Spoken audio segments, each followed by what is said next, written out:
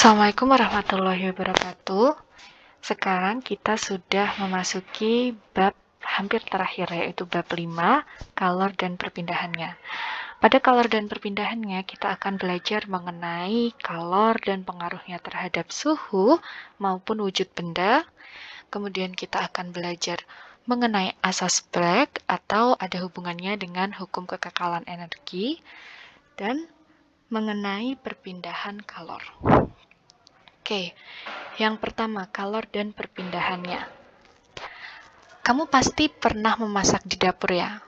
Entah itu melihat ayah atau ibu atau kakak atau malah memasak sendiri di dapur.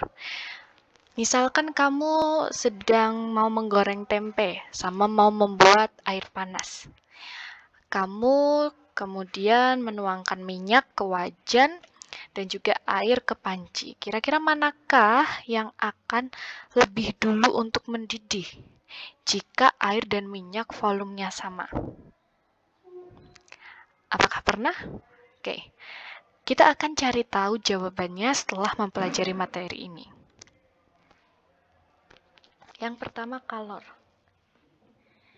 Apa toh itu kalor? Kalor merupakan energi panas yang berpindah dari benda yang bersuhu lebih tinggi ke benda yang bersuhu lebih rendah.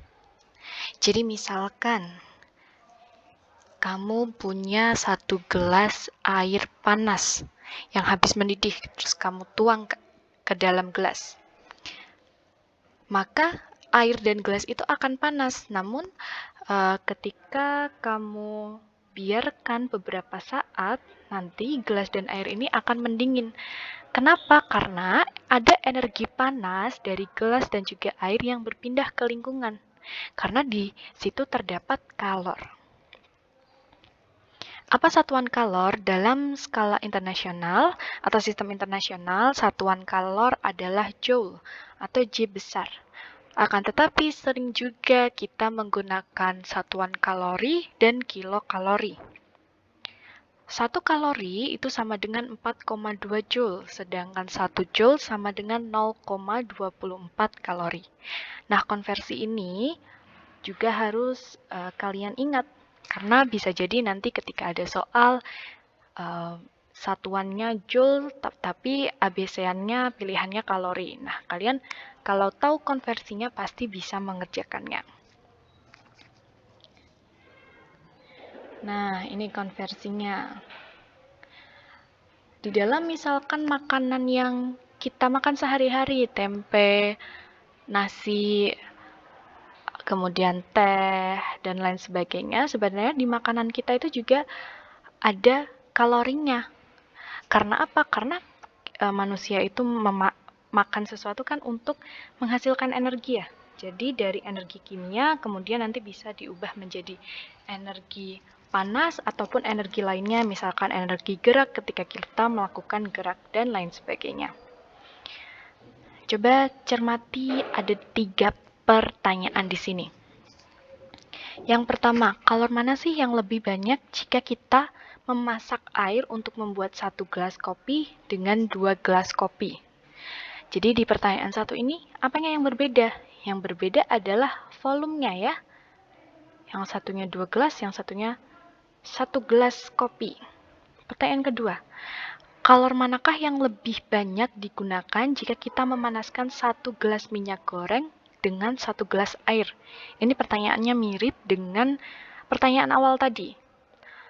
Ini bedanya apa? Bedanya adalah zat cairnya. Yang satunya minyak goreng, yang satunya air biasa. Kemudian pertanyaan ketiga, manakah kalor yang lebih banyak digunakan jika untuk memanaskan 1 gelas air dari suhu 0 derajat Celcius sampai 30 derajat Celcius jika dibandingkan dengan memanaskan 1 gelas air dari suhu 0 derajat Celcius sampai dengan 40 derajat Celcius. Jadi di pertanyaan 3 ini, mana sih kalor yang lebih banyak dibutuhkan untuk menaikkan suhu air? Yang pertama itu 0 sampai 30 berarti 30 derajat Celcius. Yang kedua 0 sampai 40 berarti harus menaikkan 40 derajat Celcius. Manakah yang lebih besar kalornya? Oke, kita bahas satu persatu. Ketika Ketika kamu memanaskan 1 gelas kopi atau 1 gelas air dengan 2 gelas air, kira-kira mana sih yang lebih cepat panas? Pastinya yang 1 gelas air ya. Kenapa? Karena ini ada terkait masanya anak-anak. Masa 1 gelas air dan 2 gelas air itu kan berbeda ya. Kalau kita rasakan, kalau kita timbang, pasti akan lebih ringan yang 1 gelas air. Sehingga ketika kita panaskan, membutuhkan waktu yang relatif lebih sebentar untuk mendidih. Dan kalornya juga ketika mendidih itu berarti menyerap kalor. Tetapi di sini pertanyaannya, manakah yang kalornya lebih banyak? Kalau seperti itu berarti jawabannya adalah yang 2 gelas air atau 2 gelas kopi. Kenapa? Ya karena tadi coba dibayangkan, kamu memanaskan 1 gelas air dan 2 gelas air. Karena 2 gelas air ini kan lebih berat ya masanya, lebih besar begitu masanya. Berarti kalor yang berpindah itu harus lebih banyak, supaya nanti sama-sama bisa mendidih. Sedangkan pertanyaan nomor 2, kalor manakah yang lebih banyak digunakan untuk memanaskan minyak goreng dan air sama-sama 1 gelas? Berarti kita bisa anggap volumenya itu sama atau masanya itu sama. Kira-kira mana yang lebih membutuhkan banyak kalor sehingga bisa mendidih? Jawabannya adalah minyak goreng ya, karena minyak goreng itu memiliki kapasitas kalor yang lebih besar. Sehingga minyak goreng ini nanti akan membutuhkan kalor yang lebih banyak.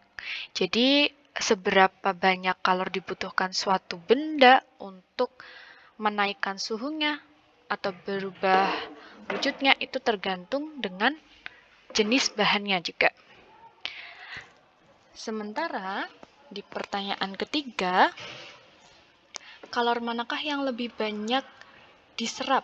Apakah untuk menaikkan suhu 30 derajat Celcius ataukah untuk menaikkan suhu 40 derajat Celcius? Jawabannya adalah yang untuk menaikkan suhu 40 derajat Celcius. Karena ketika pertambahan suhu itu lebih besar, maka kalor yang diserap itu akan semakin besar. Nah, ini dia kesimpulannya. Kalor dan perubahan suhu benda. Kalor itu dapat mempengaruhi suhu benda, dapat juga mempengaruhi wujud benda. Untuk kalor yang mempengaruhi perubahan suhu benda, ketika semakin besar massa benda, maka kalor yang diperlukan untuk menaikkan suhu makin besar pula. Seperti pertanyaan nomor 1. 2 gelas air itu membutuhkan kalor yang lebih banyak untuk mendidihkan air tersebut daripada yang 1 gelas air saja. Kemudian nomor 2, pernyataan nomor 2. Kalor untuk menaikkan suhu bergantung pada jenis benda itu. Contohnya tadi, pada minyak goreng dan juga air. Karena minyak goreng dan air ini memiliki karakteristik yang berbeda, kapasitas kalornya berbeda, maka yang memiliki kapasitas kalor lebih besar akan membutuhkan kalor yang lebih besar pula. Kemudian yang terakhir, makin besar kenaikan suhu benda, kalor yang diperlukan makin besar pula.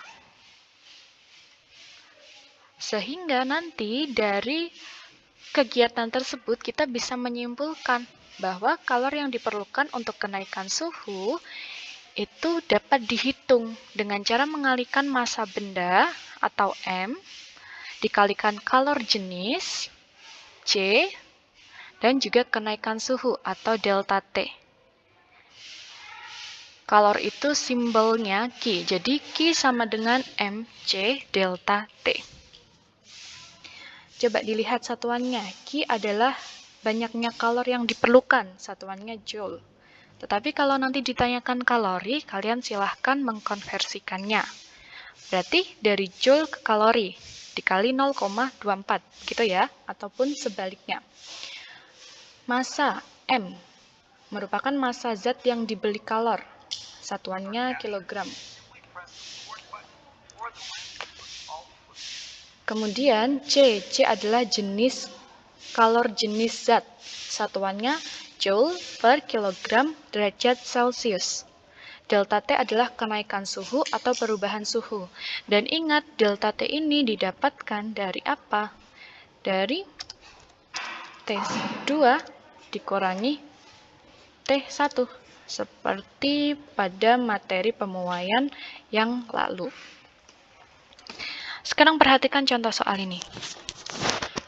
Berapa kalor yang diperlukan untuk memanaskan 2 kg air yang suhunya 30 derajat Celcius menjadi 100 derajat Celcius jika kalor jenis air adalah 4200 Joule per kilogram derajat Celcius? Kalau ada soal cerita seperti ini, yang harus kamu lakukan pertama kali adalah mendaftar atau ngelis apa aja sih yang diketahui, kemudian ditanya, dan bagaimana penyelesaian atau jawabannya. Oke, di sini coba dicermati, di sini ada 2 kg air ya. Ada 2 kg air. Itu berarti apanya? Masanya 2 kg. Ya, 2 kg. Saya ganti merah biar cetar. Oke. Kemudian suhunya 30 derajat Celcius. 30 derajat Celcius itu berarti apa? Ini adalah T1-nya ya. Ini adalah T1-nya. Ini adalah T1. Kemudian 100 derajat Celcius merupakan T2-nya. Oke. Oke, fokus di sini ya. Kemudian kalor jenis air. Kalor jenis air itu merupakan kalor jenisnya. Kita pindah di sini. Ini adalah kalor jenis atau simbolnya C kecil. Bisa dipahami? Nah, kemudian diketahui ini langsung dicari delta T-nya. Nggak apa-apa, berarti delta T itu kan T2 dikurangi T1. Berarti berapa? 100 kurangi 30 sama dengan 70. Oke. Kemudian yang ditanyakan apa? Berapa kalor yang diperlukan? Berarti Q-nya ya yang ditanyakan. Langsung saja ditulis rumusnya Q sama dengan MC delta T. M-nya 2 kg dimasukkan. C-nya, wah ini tipe ya, harusnya 4200. Ini 4200 ya, di sini salah titiknya. Dikalikan 70 derajat Celcius. Cara mengalikan biasa saja, 2 kali 42 dulu, kemudian dikalikan 7. Nanti nolnya 588 ya. Kemudian ada nolnya 3, ditaruh di sini. Satuannya adalah Joule. Atau bisa diubah juga menjadi 588 kJ. Kilojoule itu berarti naik 3 ya. Berarti ini nolnya dihilangkan 3. Oke. Yang kedua, kalor itu juga bisa mempengaruhi wujud benda. Misalkan ketika kamu punya es batu. Es batu kemudian dipanaskan, maka akan mencair. Yang tadinya memiliki wujud padat menjadi memiliki wujud cair. Kenapa kok bisa seperti itu? Karena es batu ini akan menyerap kalor ketika dipanaskan. Mungkin dipanaskan dengan api, berarti menyerap kalor dari api. Tadi kan kalor itu perpindahan panas dari suhu yang tinggi. Kan api itu suhunya tinggi ya, dibandingkan suhu es batu. Jadinya kalor itu akan bergerak dari api diserap ke es batu sehingga akan terjadi perubahan wujud benda. Selain peristiwa mencair tadi, bisa juga mengembun, menghablur, menyublim, menguap, membeku, dan lain sebagainya. Untuk yang melebur, kemudian menguap, dan menyublim itu membutuhkan kalor atau menyerap kalor. Sedangkan membeku, menghablur, dan juga mengembun itu akan melepaskan kalor. Jadi dari benda, kalornya dilepas ke lingkungan. Nah, gimana rumusnya? Apakah sama kalor pada perubahan wujud benda dengan kalor yang akan mempengaruhi suhu benda? Rumusnya itu berbeda. Nah, di sini dikenal sebagai kalor laten atau kalor untuk mengubah wujud zat disebut kalor laten. Jadi misalkan ada peristiwa penguapan atau pengembunan, berarti rumusnya kalor sama dengan massa dikali U. U itu adalah kalor penguapan atau kalor pengembunan. Satuannya joule per kilogram. Sedangkan ketika ada peristiwa melebur seperti mencairnya es atau membeku, itu menggunakan kalor lebur atau kalor beku. Rumusnya Q sama dengan M dikalikan L. L itu adalah kalor lebur atau kalor beku. Satuannya joule per kilogram. Jadi ketika perubahan wujud, kalor itu hanya digunakan untuk merubah wujud saja, dari cair ke padat, atau padat ke gas, atau cair ke gas, tetapi tidak bisa mempengaruhi suhu bendanya. Jadi di sini tidak ada delta T-nya.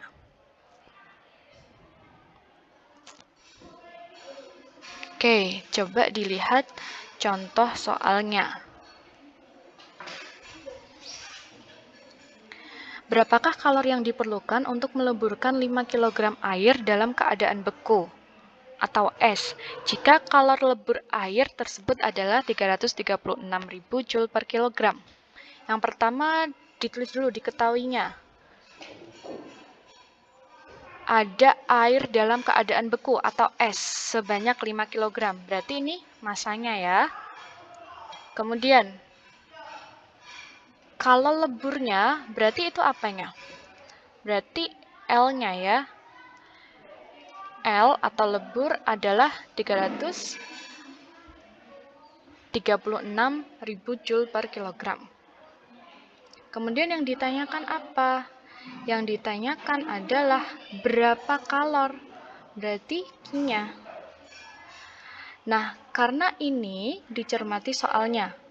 Berapa kalor yang diperlukan untuk meleburkan? Meleburkan kan berarti dari es jadi cair.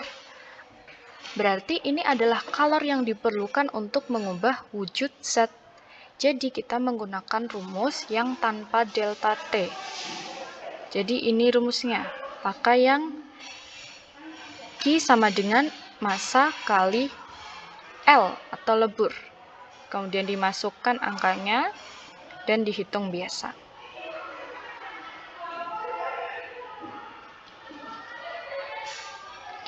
Nah, contoh lain, ini ada berapakah kalor yang diperlukan untuk menguapkan 10 kg alkohol jika kalor uap alkohol tersebut adalah 1,1 kali 10 pangkat 6 Joule per kilogram. Ini sama juga penyelesaiannya. Dicermati soalnya dulu. Berapa kalor yang diperlukan untuk menguapkan? Menguapkan kan artinya dari alkohol itu cair menjadi uap atau menjadi gas, berarti ada perubahan wujud. Kalau hanya ada perubahan wujud tanpa diketahui suhu ya di sini, langsung saja menggunakan rumus yang kalor laten atau yang tanpa delta T. Oke, jadi penyelesaiannya seperti apa?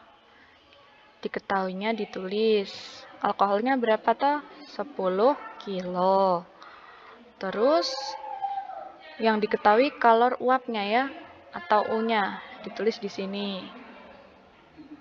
Kemudian menggunakan rumus yang karena ini hanya perubahan wujud tanpa diketahui suhunya, silahkan menggunakan yang kalor laten Q sama dengan MU. Oke, sekarang perhatikan grafik ini. Ini merupakan grafik hubungan kalor serta perubahan wujud zat dan suhu. Misalkan kamu punya satu bongkah es bermasa 2 kg.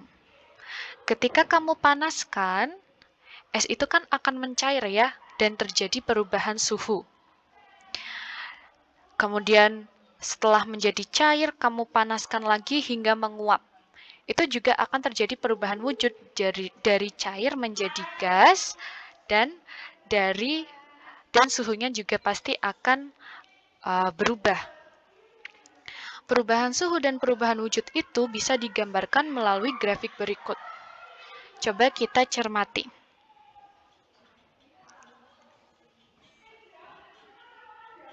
Perhatikan di sini. Di garis yang vertikal itu ada T dengan satuan derajat Celcius. Di bagian yang paling bawah ini menunjukkan minus ya, atau suhunya di bawah 0. Kemudian di sebelah sini ada 0 derajat Celcius. Kemudian di sebelah sini ada 100 derajat Celcius. Oke, sekarang kita cermati. Misalkan kamu punya es yang suhunya minus. Misalkan minus 10 derajat Celcius. Itu berarti berada pada titik ini ya, yang minus. Kemudian es tersebut kamu panaskan sehingga suhunya naik 10 derajat. Jadinya suhu sekarang adalah 0. Tetapi ketika kamu memanaskan itu, apakah esnya akan mencair? Pada tahap pertama ini, esnya itu belum mencair anak-anak. Jadinya, esnya itu masih dalam bentuk padat, tetapi suhunya saja yang lebih panas, atau suhunya naik menjadi 0 derajat Celcius. Setelah itu, es bersuhu 0 derajat Celcius kamu panaskan lagi, sehingga nanti di sini akan terjadi perubahan wujud dari padat ke cair. Kemudian kamu panaskan lagi air tersebut sampai mendidih. Mendidih itu artinya akan terjadi perubahan suhu, tetapi tidak diikuti perubahan wujud. Sampai di sini.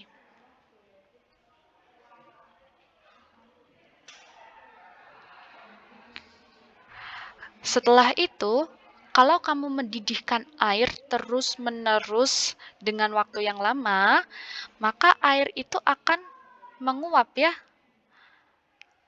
Tetapi menguap itu suhunya masih sama 100 derajat Celcius, hanya berubah wujudnya saja. Maka ini akan sampai di sini. Ketika kamu terus menguapkan, maka akan mempengaruhi suhunya juga. Jadi suhunya akan naik.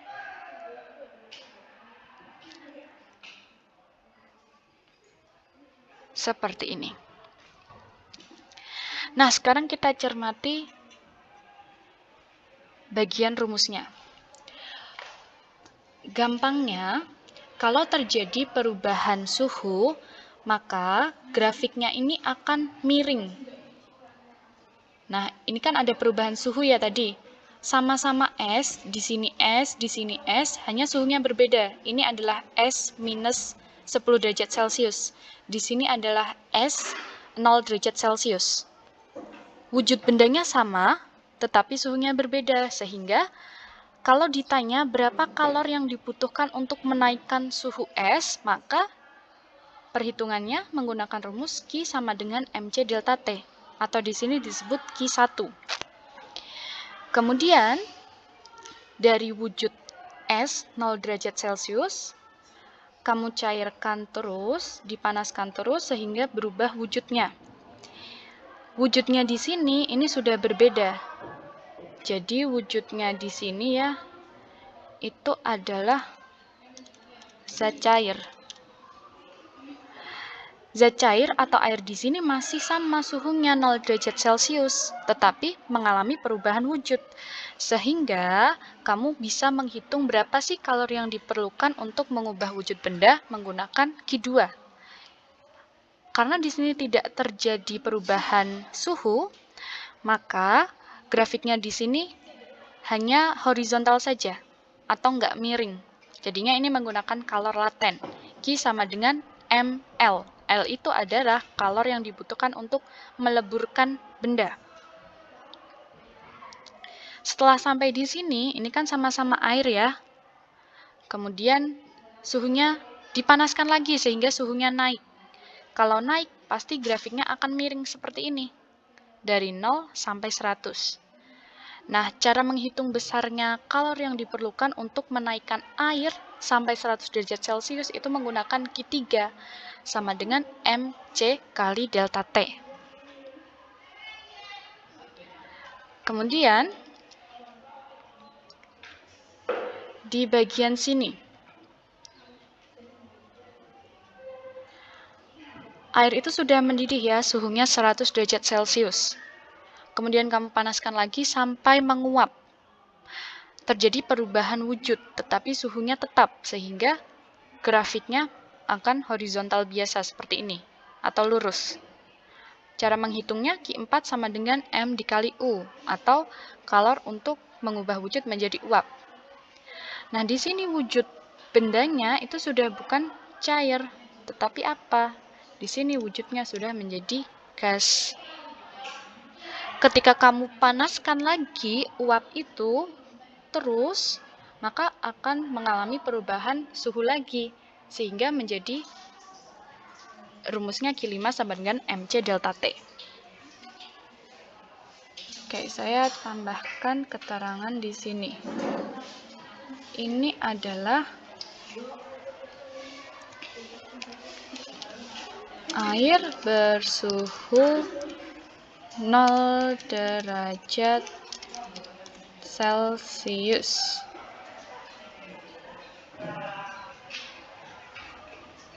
Nih ya, jadi di sini tuh adalah air bersuhu 0 derajat Celcius.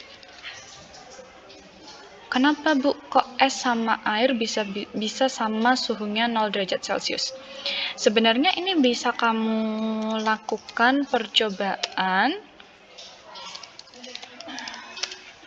0 derajat Celcius.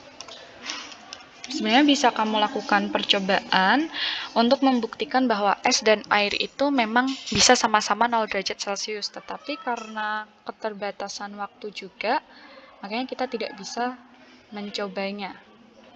Ini juga es. Jadi kalau di sini es, di sini masih es juga, berarti keadaannya atau wujud zatnya apa? Berarti padat. Di sebelah sini, dari sini sampai sini itu zatnya padat. Oke, semoga bisa dipahami ya.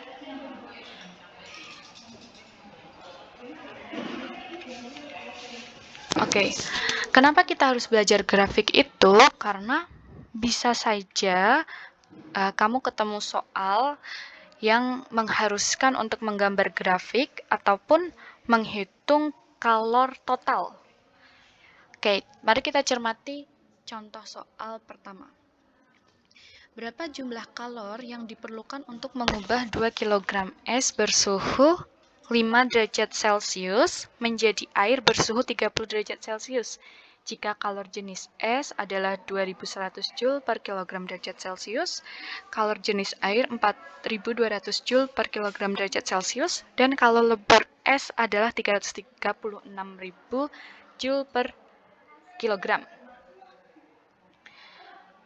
Cara mengerjakannya gimana? Cara mengerjakannya, buatlah sketsa grafik dulu, supaya bisa membantu kamu untuk menghitung. Tetapi kalau kamu sudah lihai, sudah terbiasa dengan soal seperti ini, sebenarnya tidak membuat grafik pun tidak apa-apa. Kemudian, yang kedua tuh analisislah, mana sih yang termasuk perubahan wujud, yang mana yang termasuk ada perubahan suhu. Karena kan tadi kalor ketika menaikkan suhu atau menyebabkan benda mengalami perubahan suhu dengan kalor yang diperlukan untuk mengubah wujud zat kan rumusnya berbeda ya. Jadi kita harus melakukan analisis dulu. Selanjutnya, hitung masing-masing kalor pada setiap tahap. Terakhir, kalor-kalor tersebut di bagian 3 ini harus dijumlahkan. Oke. Di sini kita ingat-ingat. Grafiknya menjadi seperti ini. Kamu tadi punya apa? Punya es 2 kg, suhunya minus 5 derajat Celcius. Berarti ada di sini ya. Kemudian kamu panaskan sampai suhunya 30 derajat Celcius. Berarti es itu mengalami beberapa perubahan suhu dan juga perubahan wujud. Grafiknya menjadi seperti apa? Seperti ini, dicermati. Ketika es bermasa 2 kg bersuhu 5 derajat Celcius, berarti wujudnya masih padat ya, dibandingkan dengan ini. Nah, di sini kan wujudnya masih padat, berarti di sini juga padat. Dipanaskan terus sampai suhunya 30 derajat Celcius. Sebelum suhunya itu naik sebesar ini, pasti dia akan melewati yang namanya perubahan suhu stage pertama ini. Jadinya yang tadinya minus 5 derajat Celcius naik menjadi 0 derajat Celcius. Tetapi fasenya masih es atau wujudnya masih es. Kemudian kamu panaskan lagi lebih lama sehingga di sini akan terjadi perubahan wujud. Atau di sini ada Q2 menjadi cair atau air. Dari air ini dipanaskan lagi sampai ke suhu yang diinginkan, yaitu 30 derajat Celcius. Di sini juga membutuhkan kalor, tetapi kalor untuk perubahan suhu. Jadi ingat, kalau yang miring itu pasti ada perubahan suhu. Tetapi kalau yang hanya tiduran biasa, yang hanya tiduran biasa atau horizontal seperti ini, itu hanya melibatkan perubahan wujud. Jadi nggak ada suhunya, nggak ada delta T-nya. Di sini berarti kita harus menghitung setelah menganalisis seperti tadi, kita harus menghitung. Oh, ada Q1, ada Q2, ada Q3. Q1 itu untuk mengubah suhu es dari minus 5 derajat Celcius sampai 0 derajat Celcius. Maka kita menggunakan suhu yang Q sama dengan MC delta T. Masa esnya 2 kg.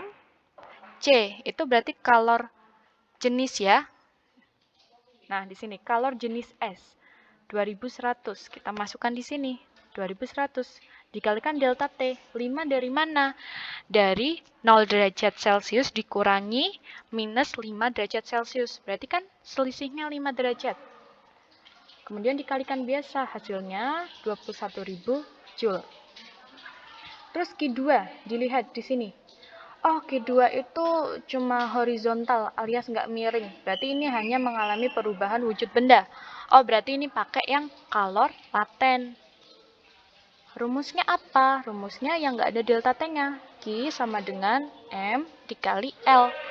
R itu adalah kalor leburnya. Tadi kita udah punya di sini.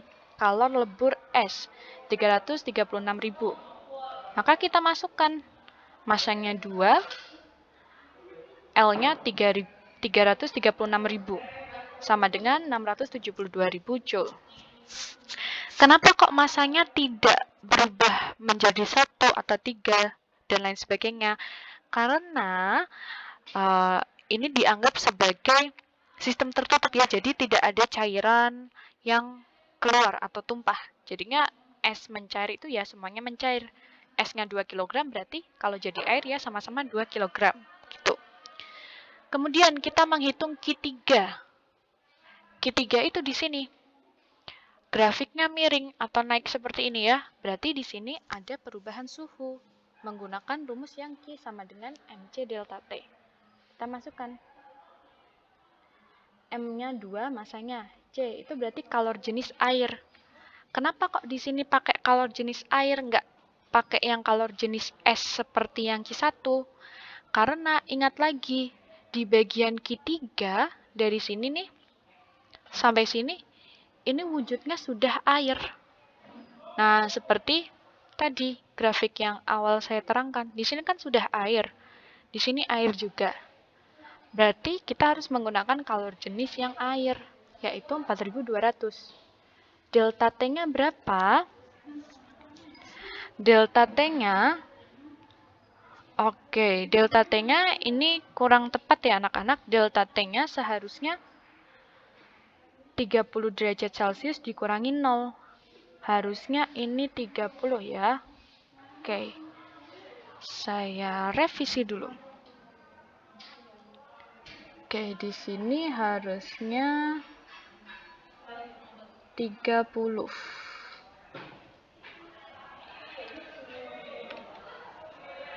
Nah, kalau gitu jadinya berapa? Yuk kita hitung. Berapa Joule ya ini? 2 kali 42 itu berarti 84. 84 dikalikan 3. Itu 252. Oke. Berarti 252, nolnya kita punya tabungan 3. Jadi 252 Joule. Seperti ini. Selanjutnya kan tadi kita ditanya kembali lagi ke soal.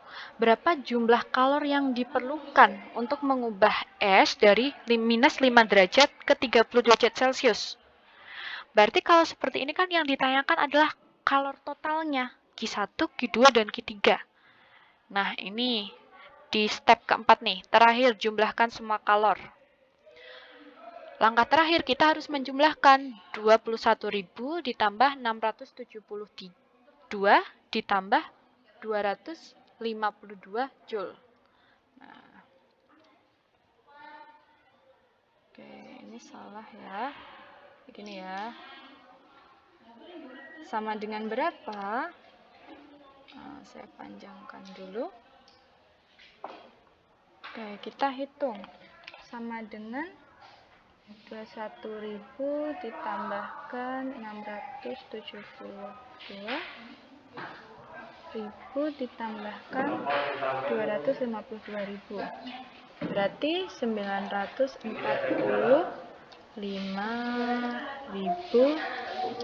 Joule. Seperti ini. Mudah ya, tinggal dipahami saja. Nah, setelah tadi sudah dicontohkan berbagai rumusnya, dijelaskan materinya, dan juga contoh soal, sekarang untuk anak-anak yang belajar dari rumah atau melakukan pembelajaran jarak jauh, silahkan untuk dicoba. Tetapi kalau mau yang PTM mau mencoba lagi, juga boleh, saya persilahkan. Oke, itu saja materi hari ini. Kita sambung materi tentang kalor minggu depan. Yang kita akan pelajari adalah asas Black dan juga perpindahan kalor.